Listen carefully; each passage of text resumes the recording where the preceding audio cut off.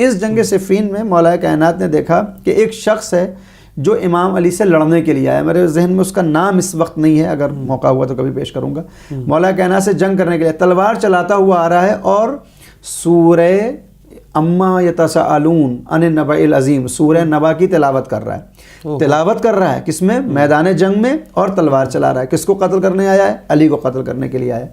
مولا کائنات نے دیکھا کہ یہ تلوار بھی چلا رہا ہے اور قرآن کی تلاوت کر رہا ہے, تو اس سے کہا کہ یہ بتا کہ تو اس جنگ میں کس لیے آیا ہے؟ کہا میں جنگ کرنے کے لیے آیا ہوں, مر جاؤں گا یا مار دوں گا. کسے مارنے آیا ہے؟ معاذ اللہ. کہتا ہے علی کو مارنے آیا ہوں. کہا کبھی علی سے ملاقات ہوئی ہے؟ کہا نہیں, کبھی ملاقات نہیں ہوئی. کہا پھر تیری دشمنی کیا ہے؟ کہا مجھ کو بتایا گیا ہے کہ علی اسلام کے دشمن ہے, قرآن کے دشمن ہے, ان کے مقابلے پر جانا ہماری ذمہ داری. کہ یہ جو تو ابھی تلاوت کر رہا تھا یہ کون سا سورہ ہے؟ یہ پوری داستان ہے, ہر تاریخی کتاب میں آپ کو ملے گی.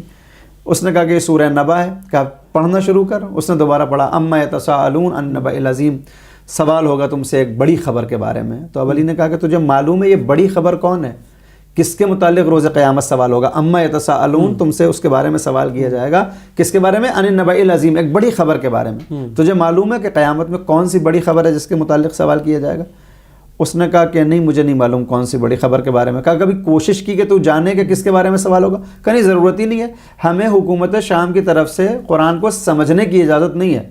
ہم کو پیغمبر اسلام کی وہ حدیثیں بتائی گئی ہیں کہ جن حدیثوں میں قرآن کو حفظ کرنے کی فضیلت ہے, لہٰذا میں نے قرآن کو حفظ کیا ہے. قرآن کے الفاظ میری زبان پر جاری ہیں, میں ان کی تلاوت کرتا ہوں, مجھے ثواب ملتا ہے. نہ مجھے معلوم ہے کہ یہ بڑی خبر کون ہے اور نہ میں جاننا چاہتا ہوں. اب مولا کائنات کہتے ہیں کہ دیکھ, میں علی ہوں اور پیغمبر نے یہ ارشاد فرمایا ہے کہ قیامت میں جس شخص کے بارے میں تم سے سوال ہوگا جو نبی عظیم ہے وہ ولایت امیر المومنین ہے. اب جب اس نے سنا کہ ارے علی کا تذکرہ قرآن میں ہے, فوراً تو وہ قانع نہیں ہوا ہوگا, وہ واپس گیا ہوگا, اس نے تفاسیر دیکھی ہوگی, لوگوں کی طرف رجوع کیا ہوگا, پیغمبر کے نزدیک کا زمانہ ہے.